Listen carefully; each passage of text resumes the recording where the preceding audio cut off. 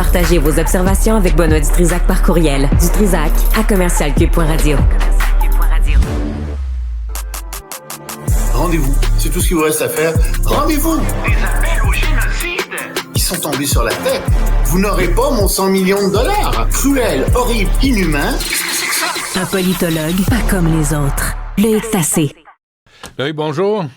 Bonjour, Benoît. Bon, 3 ans, la guerre en Ukraine, tout le monde en parle là, aujourd'hui, là, tout le monde... Ah oui, il faut bien en parler, c'est Ouais. pas tellement le choix. Hein.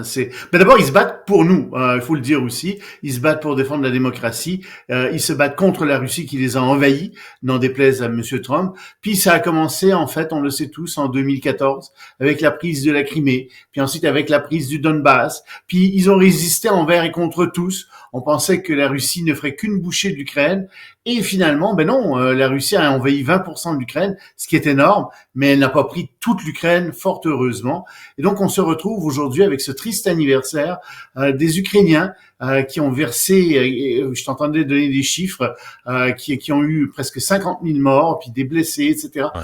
pour défendre leur pays, mais aussi pour défendre la démocratie dans le monde. Dommage que M. Trump soit pas d'accord avec la défense de la démocratie et la défense de l'Ukraine. C'est assez aberrant révoltant. ce qu'il a dit, hein, Trump, c'est aberrant. C'est révoltant. Ouais, c'est révoltant. C'est plus que c'est révoltant ce qu'il a dit. Et tu sais, je l'entends là. Puis c'est aussi le Canada, tu sais, qui est responsable on serait responsable d'exactions, imagine, contre les entreprises américaines quand on cherche à les taxer parce que elles font des affaires sur notre propre territoire. Ailleurs dans le monde aussi, là, on a l'impression d'un espèce de gros propriétaire qui dit à ses locataires, bon, ben, je vais doubler votre loyer. Puis, en fait, c'est vous qui faites de l'exaction contre moi parce que vous payez pas assez cher de loyer. Mais je le double d'ici à demain et fermez vos gueules. C'est un peu ça hein, qui dit ce cher Donald Trump, réaction de véritablement de quelqu'un qui est ultra riche. Dans New York Post, en fin de semaine, il y avait une réaction de l'industrie du tourisme. Et là, il commence à trouver que... Puis c'est le New York Post, là, ça vient pas d'un média canadien ou québécois. Puis il dit, et ça commence à faire mal. Les gens, les Québécois et Canadiens choisissent d'aller ailleurs qu'aux États-Unis pour leurs vacances. Pour les voyages d'élèves à New York, ils les envoient à Toronto. Puis ils parlent du Québec là-dedans, là, comme quoi les gens se retirent de la Floride. Il ne pourra pas être insensible à ça. Non, ça commence, puis je pense qu'il y a aussi beaucoup de gens qui font des choix alimentaires, des choix de consommation. C'est pas un boycott dans le sens où t'achètes aucun produit des États-Unis, mais si tu peux acheter autre chose que quelque chose qui vient des États-Unis, même si c'est un peu plus cher, tu le fais. Je pense que c'est ça qu'on est en train de faire. Ça, c'est intelligent comme façon de réagir, et ça fait très, très mal, en effet, aux États-Unis. Bon, pour en revenir à l'Ukraine, Zelensky, qui s'est fait, imagine, accusé d'être un dictateur par Donald Trump, a dit, écoutez, dictateur, d'accord. Alors, si l'Ukraine rentre dans l'OTAN, moi, je suis prêt à démissionner demain matin. Je m'accroche pas au pouvoir. Je suis prêt à démissionner. Je suis prêt à partir. C'est évidemment, mais moi, c'est certain que l'Ukraine n'entrera pas dans l'OTAN. On est d'accord. Ben non. Mais je suis pas prêt à donner le bon Dieu sans confession à Zelensky. Je me méfie. Ah, mais le bon Dieu, c'est Poutine qui l'a de son côté. Non, Poutine mais qui a déclaré. Loïc. Oui. Poutine, on s'entend. Trump, on s'entend. Moi, je pense qu'il faut pas non plus être aveugle, sourd et muet face à Zelensky, d'où il vient. Tu sais, sa fortune personnelle. Je suis pas tellement. Mais c'est un pays qui est corrompu, l'Ukraine, qui l'était avant, qui est depuis longtemps, moins corrompu que la Russie. Remarque, quand tu regardes les différents organismes qui classent les pays par ordre de corruption, etc. Mais ça reste un pays qui est très corrompu. Et il y a beaucoup de gens qui disent que il faut faire des efforts supplémentaires pour lutter contre la corruption. Très évidemment. Je suis tout à fait d'accord avec toi. Et comme tu dis, ben non, je lui donne pas le bon Dieu sans confession du tout à Zelensky. Mais dans les circonstances, ils se tiennent debout, puis les Ukrainiens se tiennent debout, puis ce sont nos alliés en ce moment.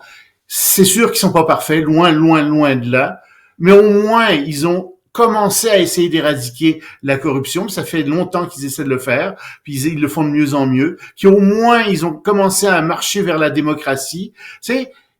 Dans ce sens-là, il mérite des encouragements. Mais il va te dire, Poutine, et c'est ça que je voulais dire, lui, Poutine dit qu'il est investi d'une mission divine.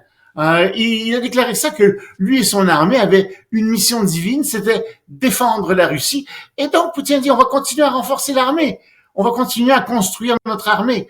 Alors, ça pose effectivement un problème assez important. Un mot sur les élections en Allemagne. Il faut en parler, évidemment, parce que on a vu la montée de ce parti dont on a déjà parlé, le parti alternatif pour l'Allemagne. Et je te disais, moi, que j'avais lu leur programme, c'est très à droite, oui, à dire de l'extrême droite. Bon, il y a une mesure qui peut peut-être s'apparenter à de l'extrême droite, c'est de rapatrier dans leur pays des gens qui sont des Allemands récents, des gens qui ont reçu récemment la citoyenneté allemande. Ça fait sourciller beaucoup de gens.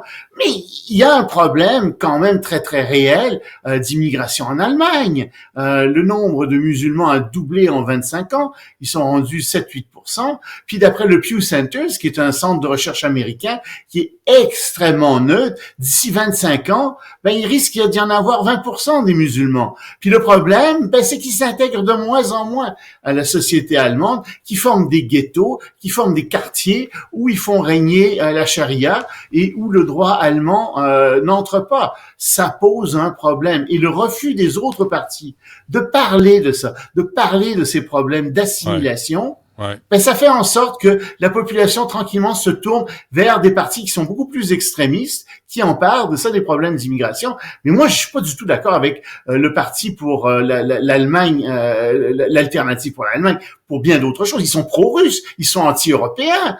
Si jamais ils arrivent au pouvoir, le couple franco-russe va tomber, va éclater. Puis cet éclatement, ça va entraîner dans sa chute l'ensemble de l'Europe. Tu sais, je veux dire, ça a des conséquences mondiales si jamais ils remportent le pouvoir. Heureusement, ils sont arrivés avec 20% des voix, ils sont arrivés en deuxième position. Et puis, ce qui va se passer, c'est que les démocrates chrétiens qui ont 208 sièges vont pouvoir probablement conclure une alliance avec les sociodémocrates qui sont à 16,4. Eux, ils ont pris une sérieuse débarque, mais ils ont quand même 120 sièges. Donc, ça va donner probablement un gouvernement minoritaire. Honnêtement, tu sais, va falloir le dire, les problèmes d'immigration que connaît l'Allemagne, c'est les mêmes qu'en France, en Grande-Bretagne, en Italie, partout. Et qui s'en viennent ici. On a 20 ans de retard, c'est certain. Que ça s'en vient ici aussi. Mais ici, Isabelle avait une femme qui a été victime d'un type qui aurait dû être déporté. Ça s'en vient ici aussi. Puis c'est pas avec Justin que ça allait se régler. La question, c'est occupons-nous des gens qu'on a ici, là. Occupons-nous des immigrants qui sont ici. Ben oui, certain. Moi, je suis pour, assimilons-les tranquillement, que ça se fasse bien.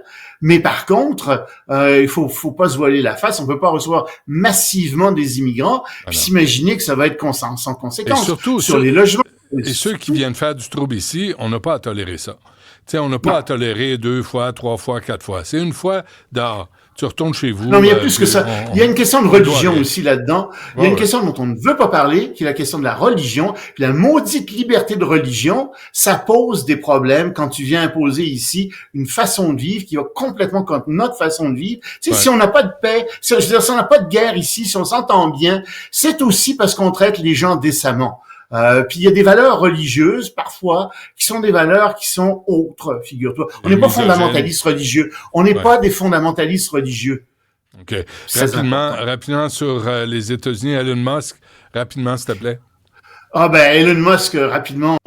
Elon Musk qui va très mal aux États-Unis parce que ses demandes ont été rejetées à Elon Musk. Il a demandé d'expliquer aux fonctionnaires en 5 points ce qu'ils font chaque semaine. Alors, pour utiliser l'intelligence artificielle puis couper des postes, tu sais. Alors, ils ont dit non. Il y a plusieurs agences qui ont dit non. Et en premier lieu, le FBI, la CIA, parce que figure-toi que Musk a envoyé ça à des agents secrets de la CIA dont on n'est pas supposé connaître les noms. Les noms sont sortis sur des listes.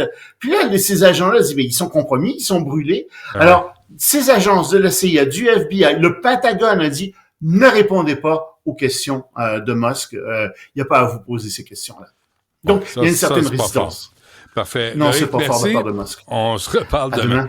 Salut.